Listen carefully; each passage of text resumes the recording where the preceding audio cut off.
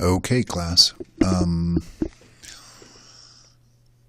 D2, digestion, starts on page 725 in the textbook. You could get to it from the online textbook, which, by the way, the Weebly site went away. I still haven't got a good answer on why, so I believe someone shared the online textbook to the group chat.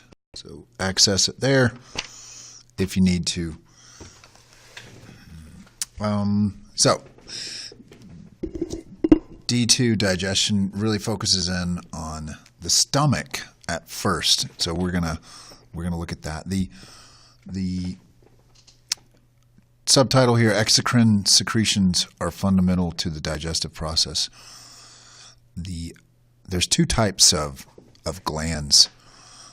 Exocrine glands and endocrine glands. And exocrine glands are going to deliver secretions to certain parts of the body, namely the gut, the surface of the skin via sweat glands, or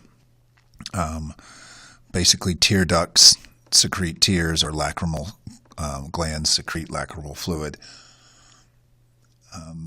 And then there's endocrine glands, which secrete hormones mainly into the blood system. So endocrine secretes directly to the blood, whereas exocrine will secrete to cavities or places in the body. The stomach is a main source of secretions from gastric glands. And those are exocrine glands. So there's four. If you look at this table down here, there's four specific exocrine secretions that IB finds important for you to know.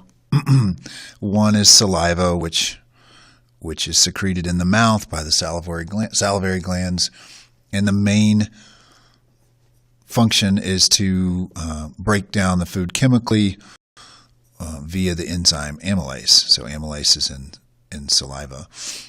In the stomach, gastric juice, there are three types of cells that will secrete different products into the stomach, and we'll get into that in part 2 of my video series. Please like and subscribe. This is so three types of cells in the stomach that they're secreted into the stomach. One is the mucus, and I think that is secreted by goblet cells, but I'm not sure, so I would have to check on that. And then there's specific cells that will secrete the hydrochloric acid, which helps denature the proteins, and then there also that will help denature proteins, or not denature, but hydrolyze the proteins, is pepsin, which is an enzyme that will react with the proteins. The third secretion, exocrine secretion, would be the pancreatic juice, which contains the trypsin, lipase, and amylase, which will interact with the three types of biomolecules. Trypsin will interact with the proteins, lipase will interact with the lipids, and amylase will interact with the carbohydrates. And the pancreas is responsible for doing that. The pancreatic juice is not secreted into the stomach, though. It is secreted into the upper part of the small intestine, which we name the duodenum. And finally, bile secreted by the gallbladder, the liver. The liver is the gland, and the duct is the gallbladder gland, or the gall tube.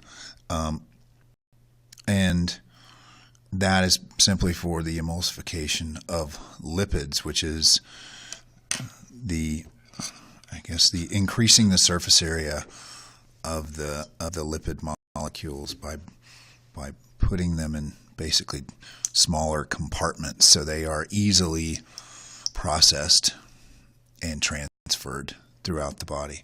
So that's part 1.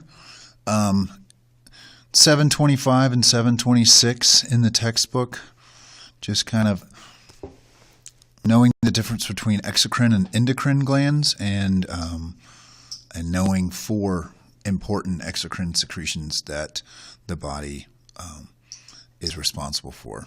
So.